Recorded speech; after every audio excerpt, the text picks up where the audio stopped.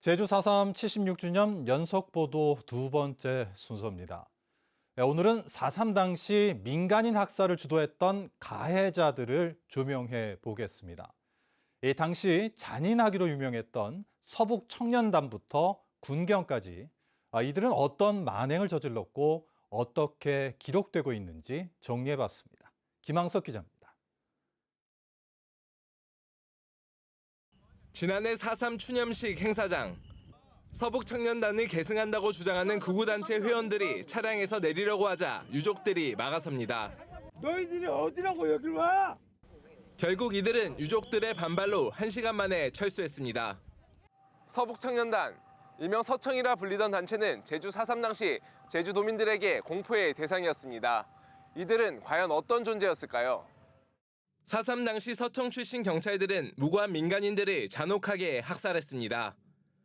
서청 출신 경찰이 근무했던 조천지서에서는 인근 주민 가운데 가족이 한 명이라도 없는 이들을 도피자 가족으로 간주해 126명을 집단 총살했습니다.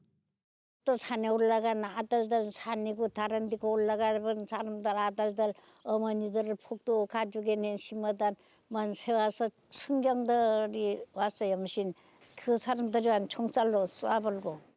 서북 청년단은 4.3 당시 지금의 경찰청장 격인 조병옥의 요청에 의해 진압요원으로 제주에 급파된 것으로 기록돼 있습니다. 당시 정부는 지원자를 늘리기 위해 단원 20명을 모아오면 그 가운데 일부를 경찰로 특채하기도 했습니다. 정부가 수립이 되고 정상적으로 자신들의 공식적인 자신들의 포별 작전에 투입을 시켜야 되니까 이제 군경이라고 하는 신분을 어떻게 보면은 그 편법적인 방법으로 정치적인 목적으로 이제 신분을 준 거예요, 그냥. 4.3 당시 민간인 학살에 앞장섰던 경찰, 그리고 제주에 파견된 군대 역시 민간인 학살에 주요한 역할을 했는데요. 이들의 행적을 다시 한번 따라가 보겠습니다. 1948년 5월 제주에 부임한 박진경 대령의 11년대. 부임 열흘 만에 주민 6천여 명을 체포하며 강경 진압에 나섰습니다.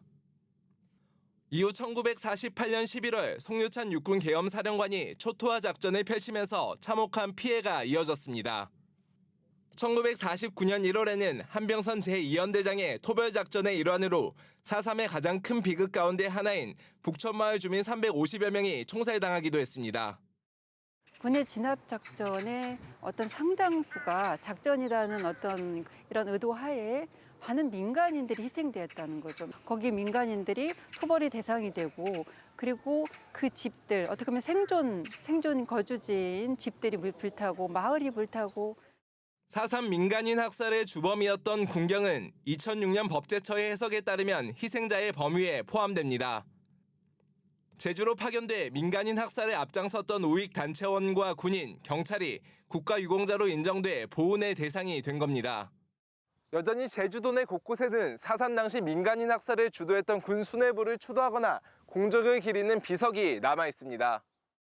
어승생 하늘누리공원 인근에 박진경 대령을 추모하는 비석이 설치돼 있고 제주 특전사 훈련장 입구에는 한병선 제2연대장의 공적 기념비까지 세워져 있습니다. 이들은 제주를 떠난 후에도 대한민국 정부와 군에서 요직을 맡은 뒤 국립묘지에 묻혔습니다.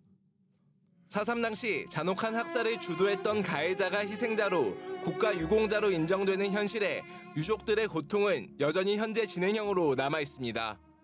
MBC 뉴스 김항섭입니다.